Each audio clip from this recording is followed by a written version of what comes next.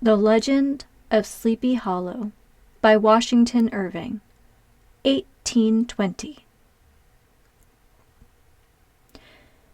It was towards evening that Ichabod arrived at the castle of the Heer van Tassel, which he found thronged with the pride and flower of the adjacent country. Old farmers, a spare, leathern-faced race, in homespun coats and breeches, blue stockings, huge shoes, and magnificent pewter buckles. Their brisk, withered little dames, in close-crimped caps, long-waisted short gowns, homespun petticoats, with scissors and pincushions and gay calico pockets hanging on the outside. Buxom lasses, almost as antiquated as their mothers, excepting where a straw hat, a fine ribbon, or perhaps a white frock, gave symptoms of city innovation.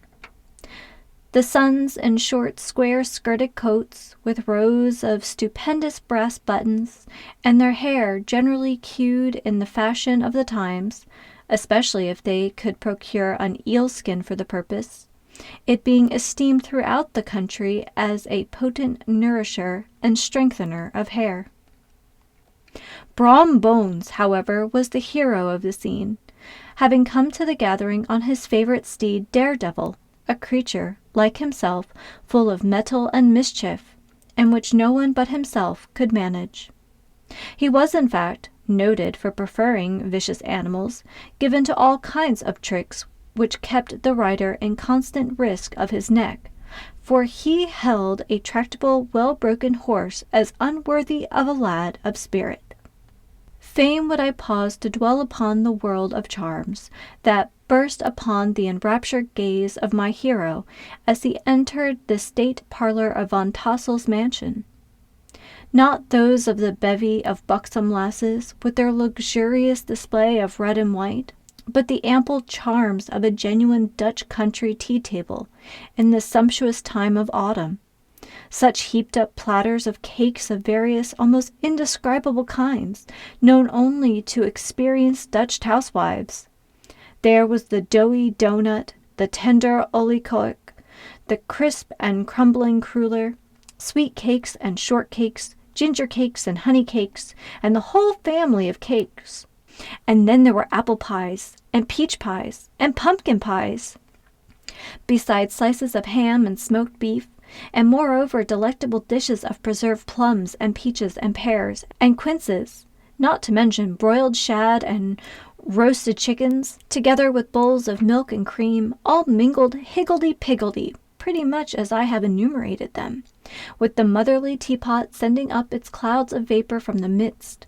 Heaven bless the mark!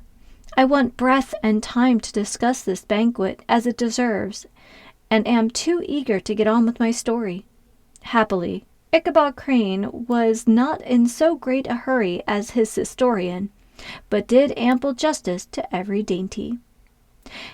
He was a kind and thankful creature, whose heart dilated in proportion as his skin was filled with good cheer, and whose spirits rose with eating, as some men's do with drink.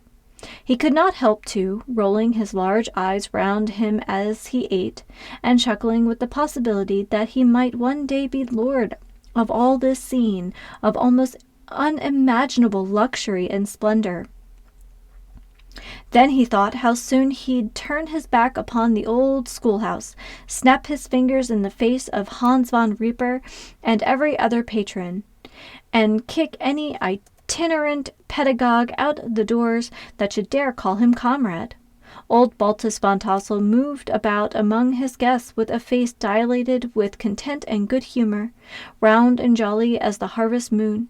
His hospitable attentions were brief but expressive, being confined to a shake of the hand, a slap on the shoulder, and a loud laugh, and a pressing invitation to fall to and help themselves. And now the sound of the music from the common room, or hall, summoned to the dance. The musician was an old gray-headed negro who had been the itinerant orchestra of the neighborhood for more than half a century. His instrument was as old and battered as himself. The greater part of the time he scraped on 2 or 3 strings, accompanying every movement of the bow with a motion of the head, bowing almost to the ground, and stamping with his foot whenever a fresh couple were to start. Ichabod prided himself upon his dancing as much as upon his vocal powers. Not a limb, not a fibre about him was idle, and to have seen his loosely hung frame in motion, and clattering about the room, you would have thought St. Vitus himself, that blessed patron of the dance, was figuring before you in person. He was the admiration of all the negroes, who, having gathered, all of the ages and sizes from the farm and the neighborhood, stood forming a pyramid of shining black faces at every door and window, gazing with delight at the scene, rolling their white eyeballs and showing grinning rows of ivory from ear to ear. How could the flogger of urchins be otherwise than animated and joyous? The lady of his heart was his partner in the dance, and smiling graciously in reply to all of his amorous oglings, while Brom Bones, sorely smitten with love and jealousy, sat brooding by himself in one corner.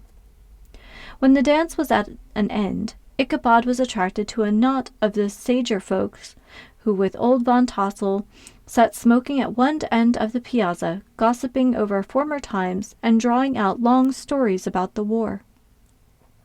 This neighborhood, at the time of which I am speaking, was one of those highly favored places which abound with chronicle and great men. The British and American line had run near it during the war. It had, therefore, been the scene of marauding and infested with refugees, cowboys, and all kinds of border chivalry.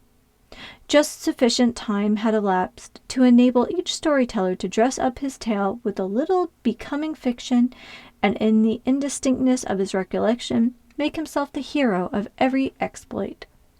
There was the story of Dofu Martling, a large blue-bearded Dutchman, who had nearly taken a British frigate with an old iron 9-pounder from a mud breastwork, only that his gun burst at the 6th discharge.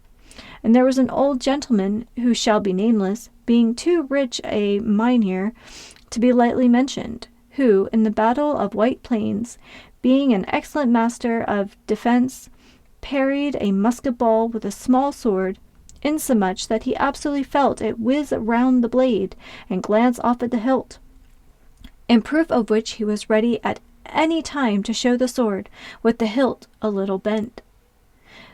There were several more that had been equally great in the field, not one of whom but was persuaded that he had a considerable hand in bringing the war to a happy termination. But all these were nothing to the tales of ghosts and apparitions that succeeded. The neighborhood is rich in legendary treasures of the kind. Local tales and superstitions thrive best in these sheltered, long-settled retreats, but are trampled underfoot by the shifting throng that forms the population of most of our country places. Besides, there is no encouragement for ghosts in most of our villages, for they have scarcely had time to finish their first nap and turn themselves in their graves before their surviving friends have traveled away from the neighborhood, so that when they have turned out at night to walk their rounds, they have no acquaintance left to call upon. This is perhaps the reason why we so seldom hear of ghosts except in our long-established Dutch communities. The immediate cause, however, of the prevalence of supernatural stories in these parts was doubtless owing to the vicinity of Sleepy Hollow. There was a contagion in the very air that blew from that haunted region. It breathed forth an atmosphere of dreams and fancies infecting all the land. Several of the Sleepy Hollow people were present at Van Tassel's, and as usual were doling out their wild and wondrous legends. Many dismal tales were told about funeral trains, and mourning cries and wailings heard and seen about the great tree which the unfortunate Major Andre was taken, and which stood in the neighborhood. Some mention was made also of the woman in white that haunted the dark glen at Raven Rock, and was often heard to shriek on winter nights before a storm, having perished there in the snow. The chief part of the stories, however, turned upon the favorite spectre of Sleepy Hollow, the Headless Horseman, who had been heard several times of late, patrolling the country, and it was said, tethered his horse nightly among the graves in the churchyard. The sequestered situation of this church seems always to have made it a favorite haunt of troubled spirits. It stands on a knoll, surrounded by locust trees and lofty elms, from among which its decent whitewashed walls shine modestly forth, like Christian purity beaming through the shades of retirement. A gentle slope descends from it to a silver sheet of water, bordered by high trees, between which peeps may be caught at the blue hills of the Hudson. To look upon its grass-grown yard, where the sunbeams seem to sleep so quietly, one would think that there at least the dead might rest in peace.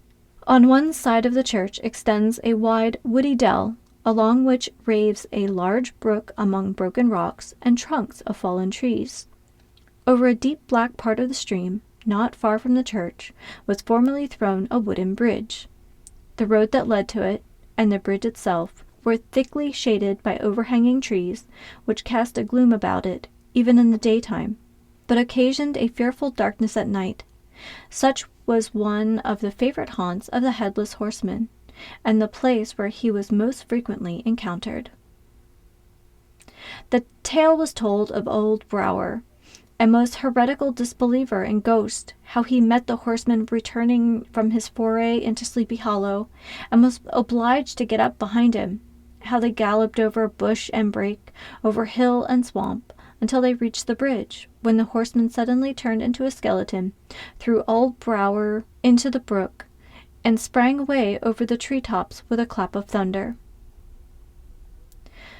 This story was immediately matched by a thrice-marvelled adventure of Brom Bones, who made light of the galloping Hessian as an errant jockey. He affirmed that on returning one night from the neighboring village of Sing Sing, he had been overtaken by this midnight trooper, that he had offered to race with him for a bowl of punch, and should have won it too, for Daredevil beat the goblin horse All Hollow. But just as they came to the church bridge, the Hessian bolted and vanished into a flash of fire. All these tales told in that drowsy undertone with which men talked in the dark, the countenances of the listeners only now and then receiving a casual gleam from the glare of a pipe, sank deep in the mind of Ichabod. He repaid them in kind with large extracts from his invaluable author, Cotton Mather, and added many marvelous events that had taken place in this native state of Connecticut, and fearful sights which he had seen in his nightly walks about Sleepy Hollow. The revel now gradually broke up. The old farmers gathered together their families in their wagons, and were heard for some time rattling along the hollow roads and over the distant hills.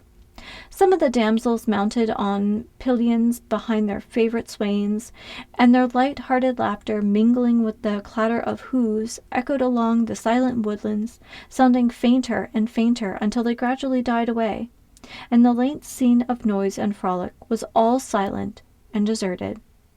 Ichabod only lingered behind, according to the custom of country lovers, to have a tete-a-tete with the heiress, fully convinced that he was now on the high road to success.